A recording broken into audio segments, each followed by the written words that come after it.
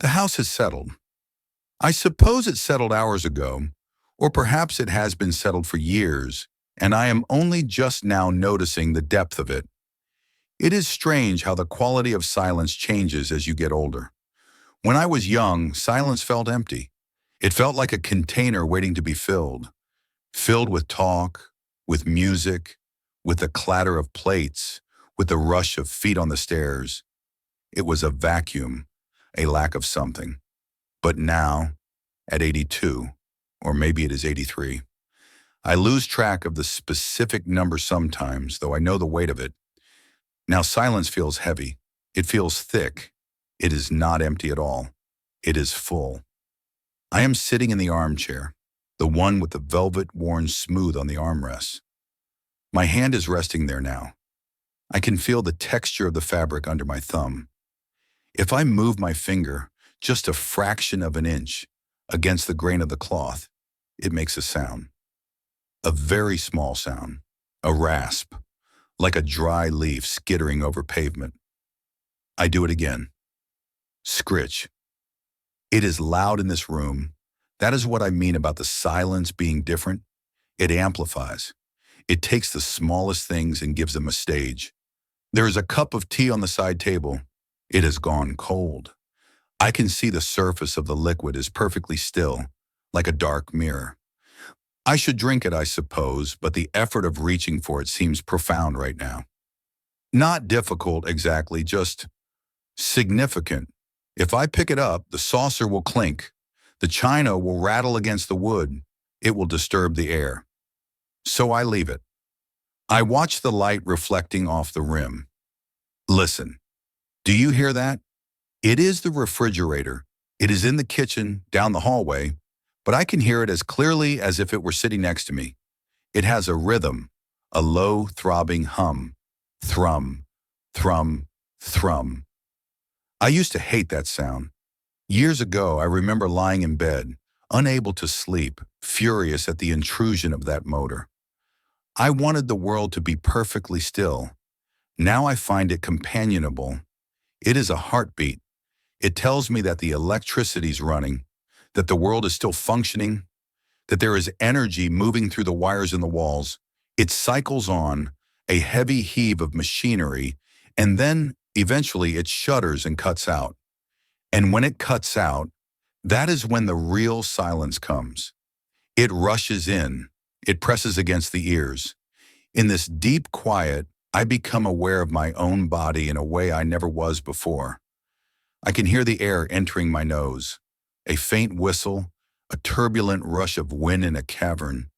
I breathe in, and the sound is rough, dry. I breathe out, and there is a wheeze, just a tiny one, deep in the chest, a little rattle. It is the sound of old machinery, much like the refrigerator. I swallow. The click in my throat sounds like a knuckle cracking. It echoes inside my head. It is strange to be so loud to oneself. When you live alone, or when you simply live a long time, the boundary between the inside of your body and the outside of the room begins to blur. The creak of my knee when I shift my weight, was that me or was that the floorboard? The floorboards do talk. They have their own language. The house is cooling down, I think. The afternoon sun has faded, withdrawing from the rug, retreating back toward the window, and now the wood is contracting, a sharp crack from the hallway. Then a groan from near the bookshelf. It isn't a ghost. It isn't a burglar. It is just the house stretching, adjusting its bones. I know which board it is. It is the third one from the door, the oak strip that always bowed a little under the weight of winter. I look at the window. The glass is old. It has that slight waviness to it, distorting the view of the street. I see a car pass by. I see the shape of it, the flash of red paint, the movement of wheels. But the sound is delayed and muffled. It comes through the glass as a dull roar, a vibration that travels up through the floor and into the soles of my shoes rather than into my ears. It sounds underwater. Everything outside sounds underwater now. There was a time when my hearing was sharp, too sharp. I could hear a whisper from 2 rooms away. I could hear the distinct sound of the mail carrier's specific stride on the front walk before he even reached the porch. Now the high notes have gone. The birds, if they are singing in a frequency I no longer inhabit. The crickets, if they are there in the grass, have fallen silent to me. The world has lost its treble. It is all bass now, all rumble and thrum. It makes the world feel slower. When you cannot hear the sharp edges of things, the crisp snap of a twig, the high screech of a brake, everything feels softer, rounder. The edges have been sanded down by time and by the failing of the nerves. I lean my head back against the chair. The leather creaks, a sound like an old saddle. I close my eyes for a moment, just to listen better. There is a ringing, a high-pitched, steady tone. It is always there. Tinnitus, the doctors say, the song of the nerves dying, or perhaps the song of the blood pressure. It is the only high note left. Sometimes it is a hiss, like steam escaping a radiator. Sometimes it is a clear bell. I used to fight it, used to turn on the radio just to drown it out. But now I let it be. It is my internal silence. It is the sound of my own existence. As long as I hear that ringing, I know I am here. I wonder if silence has a texture. If I could reach out and grab the air in front of me, would it feel like velvet, or would it feel like dust? There is a lot of dust. I can see it when I open my eyes again. A shaft of light has pierced through the gap in the curtains. The sun must be getting low, hitting that angle where it slices through the room. The dust motes are dancing in the beam. They swirl and tumble. Millions of them. I watch them and wonder if they make a sound when they collide. They must. Physics demands it. If 2 things touch, there is an impact. But it is a sound too small for this universe to record. A sound for angels, maybe? I need to shift my leg. The stiffness is setting in. It starts in the hip, a dull ache that radiates down to the knee. I lift my foot and place it down again. The carpet muffles the impact, but I feel the thud in my shin. My watch. I forgot about my watch. It is on my wrist, a heavy thing, metal and glass. I bring it up to my ear. Tick, tick, tick, tick. It is a relentless sound. It doesn't care about the refrigerator or the traffic or my breathing. It just chops the silence into little pieces. 1 second, another second, another. It is counting down or counting up, I am not sure which. It sounds mechanical, cold. I lower my arm. The ticking fades, merging back into the general hum of the room. I remember the silence of a nursery, decades ago, standing over a crib, holding my breath, terrified that the slightest motion would wake the baby. That was a fearful silence, a fragile silence. You stood there, muscles tense, praying for the quiet to hold. And I remember the silence of an empty house after a funeral. That was a violent silence, a silence that screamed. It felt like the air had been sucked out of the room, leaving a void that pulled at your skin. But this silence, this afternoon silence, is different. It is neutral. It is patient. It waits for nothing. It asks for nothing. It is simply the sound of time passing over objects. I look at the bookshelf. The spines of the books are faded. They absorb the sound. A room full of books is quieter than a room without them. Paper is a good insulator. All those words trapped between the covers, sitting there in the dark. Do they make a sound? Does a story exist if no one is reading it? The room feels wise in a way, or maybe just old. Like me. I reach for the tea now. My hand trembles slightly. It is a tremor I have grown used to, a slight wavering of intention between the brain and the fingers. I grasp the handle. It feels cool. I lift the cup. The saucer does not clink this time. I am careful. I bring the cup to my lips. I sip. The tea is cold, bitter. It tastes like tannins and thyme. I swallow and the sound is loud again. Gulp. I set the cup down. A hollow thunk on the wood. Outside, a dog barks. Once, twice, then nothing. It sounds far away, perhaps 3 streets over. It is a lonely sound, a question asked into the void, with no answer. I wonder what the dog saw. A squirrel? A shadow? Or just the emptiness of the afternoon? The light on the wall has shifted. It is yellower now, turning to orange. The day is ending. The silence changes texture when the light changes. In the morning, silence is brisk, thin, brittle. It feels like it could break. In the evening, silence becomes heavy, like a blanket. It settles in the corners of the room, in the shadows under the table. It feels softer. I can hear the wind picking up. Just a little. It brushes against the siding of the house. It sounds like someone rubbing their hands together. The branches of the lilac bush outside the window tap against the glass. Tap, tap, tap. A polite request for entry. I do not answer. I stay in the chair. My breathing has slowed. I am very still. If I sit still enough, I can feel the pulse in my fingertips where they touch the fabric. Thump, thump. It is a slow rhythm. It is not in a hurry. I find myself thinking about the radio. It sits on the sideboard, a dark box with dials. I could turn it on. I could fill this room with voices, with news of the world, with arguments, with songs about love and heartbreak. But the thought exhausts me. The voices seem so fast, so urgent. Everyone is always shouting or selling or explaining. I have no need for explanations today. The silence explains enough. It explains that I am here. It explains that the chair is solid. It explains that the sun is setting. There is a creak from the kitchen.